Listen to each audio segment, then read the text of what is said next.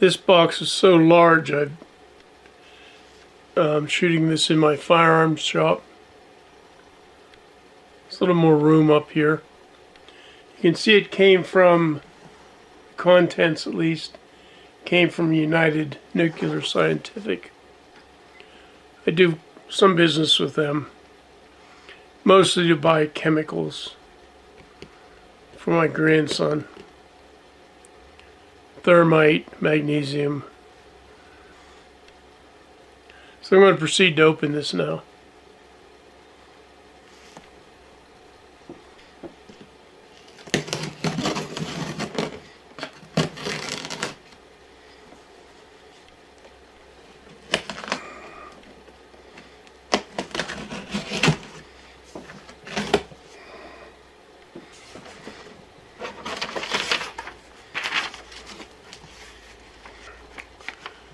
So there's no price on this, but you'll see it's a Wimshurst machine. I think it cost around $160 or so. Try to get this packaging out.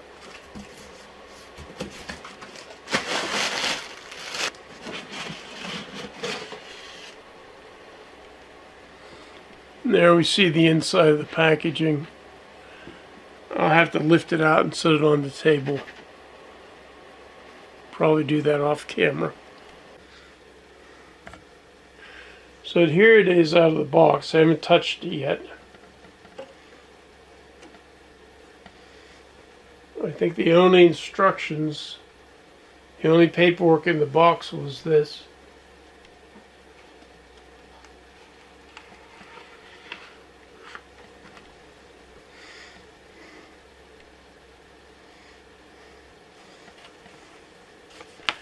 Remember to push the black handles apart so they make an electrical connection to the brushes.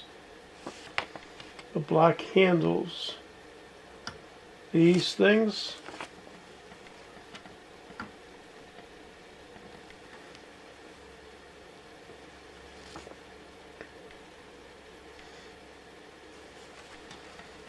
alright, all these do is connect these Leyden jars, if you will. They're capacitors. So now these are connected to these.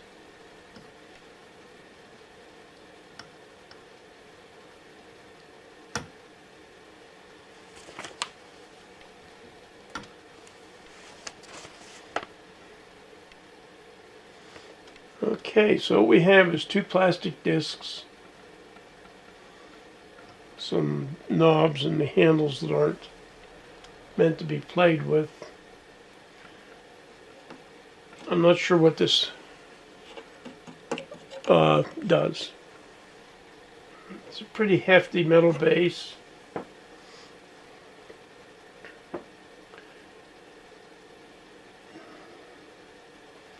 The discs are not fastened together.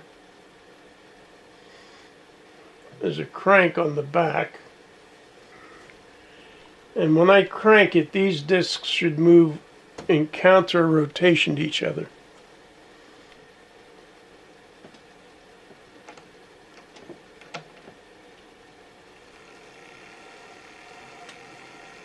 Like that.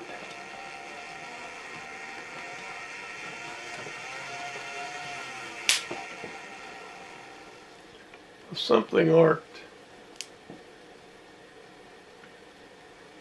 Not sure what arced.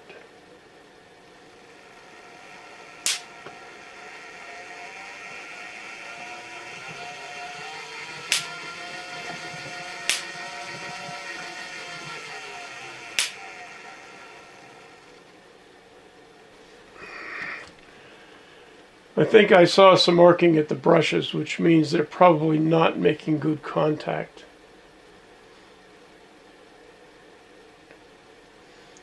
So I'm going to have to make sure that all the brushes are contacting the, are wiping on the discs. I'll try it again.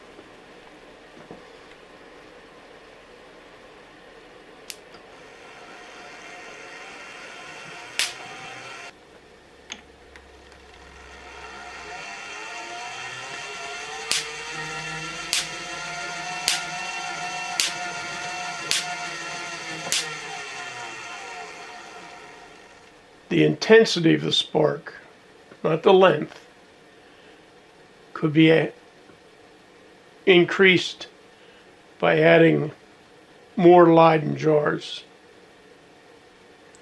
These act as a reserve, gathering electrons up from the mechanism, and then as the electrons back up, they increase the voltage to where it jumps the spark gap. The intensity of that arc can be increased by increasing the number of stored electrons.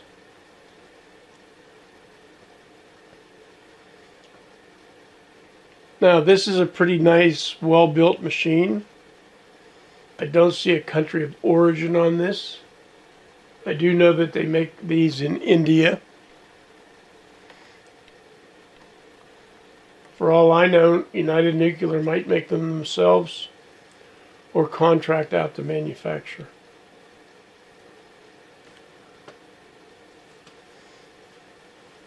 Their website is unitednuclear.com.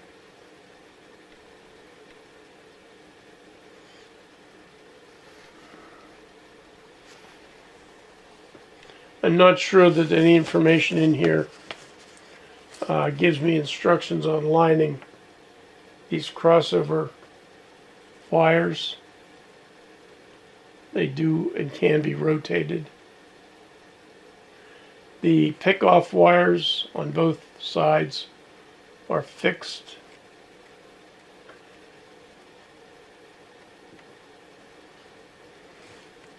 The gap is controllable. And the Leyden jars can be added or disconnected from the circuit. The discs are made to rotate in opposite directions. Discs are rotated. We got a big wheel here, effectively a small wheel here, and an O-ring. Acts as a drive belt. The same thing acts on the other side. Not sure if you can see this twisted O-ring or not. Now, it's not a Mobius twist. It's a full twist of the O-ring. And for some reason, this O-ring on the back, or on the front really, is a smaller diameter than this. And I think it would be a very interesting job to replace an O-ring.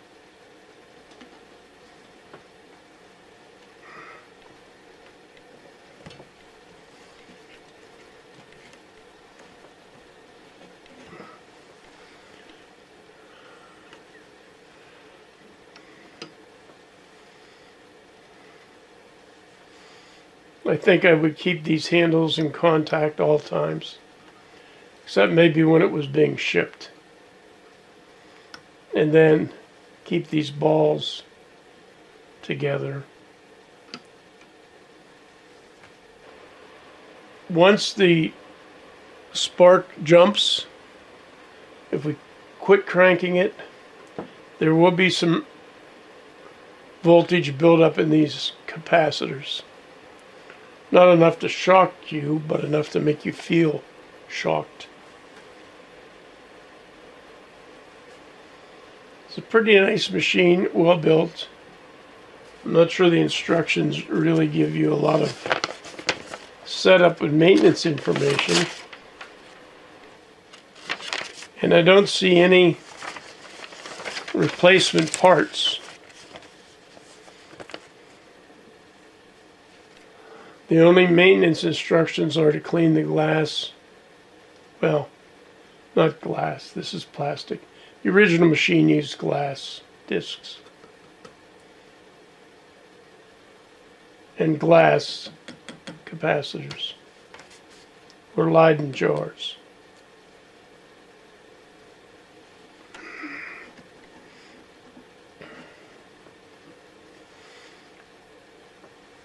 So that's a $160 Wimshurst machine. It's about 18 inches high, 16 inches high, 14 or 15 inches wide, 10 inches deep. Fairly nicely made.